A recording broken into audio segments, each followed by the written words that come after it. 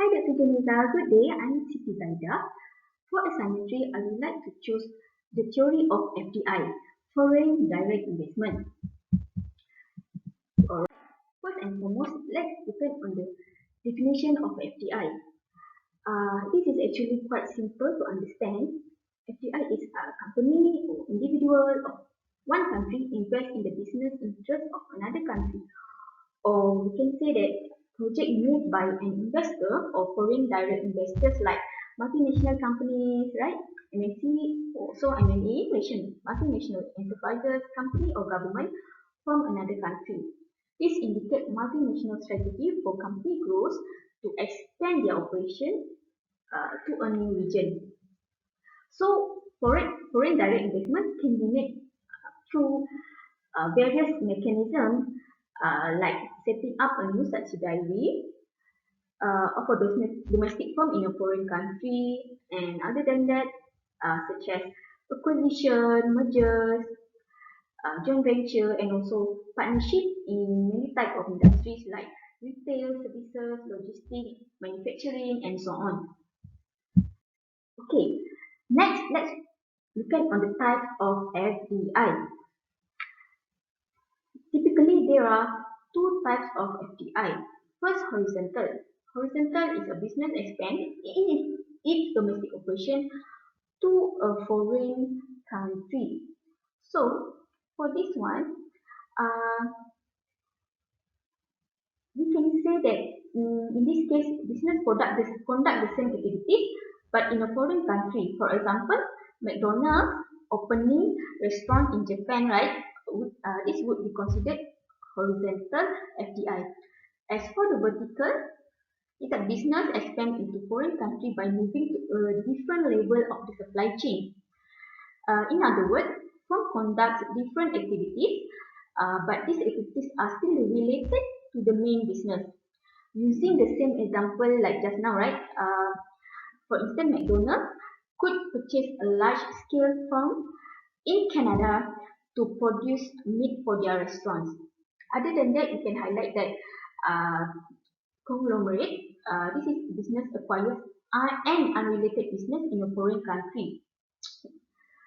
Okay, for this part, the example of this would be a food company or clothing company expanding its operation into Canada by acquiring a Canada food company. And other than that, we can identify the type of platform.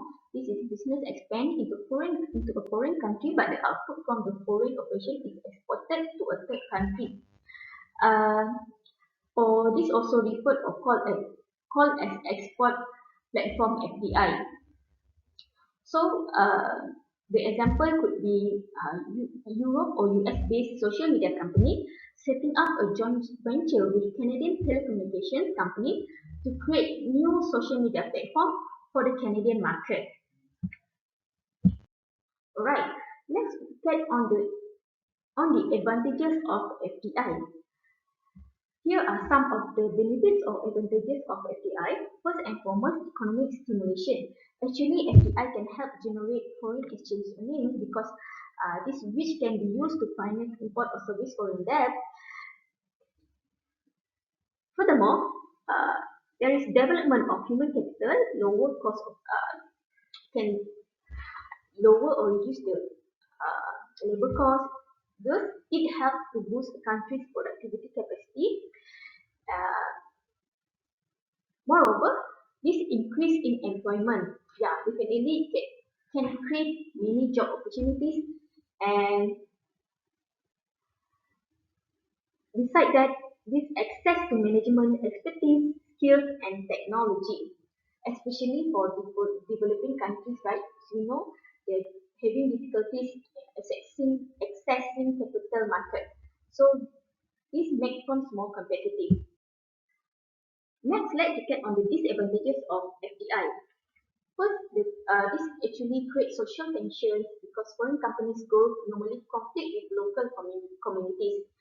For example, um, Walmart may displace local businesses. Walmart often being criticized for driving out local businesses that cannot compete with its lower prices. And then the host country can lose control over its economy. People may lose jobs if company relocate production to lower cost countries. I can relate to my situation before. In 2014, uh, I've worked in one of the company in KL, CGM company that is third largest cargo company in the world. The headquarters in France. So somewhere around August 2014, the headquarters, all the board of directors already decided to close the operation in Malaysia, means in KL, because they decided to relocate to Chennai, India, due to lower labor cost. So yeah, that I can relate lah. And then disadvantage in terms of profit repatriation, which is that firms do not reinvest profit back into the host country, means foreign country. Last but not least, I can conclude that foreign direct investment involves the direct investment by companies or government into foreign firms or projects. The advantages that we can outline is FDI can foster and maintain economic growth, both for the home and host country.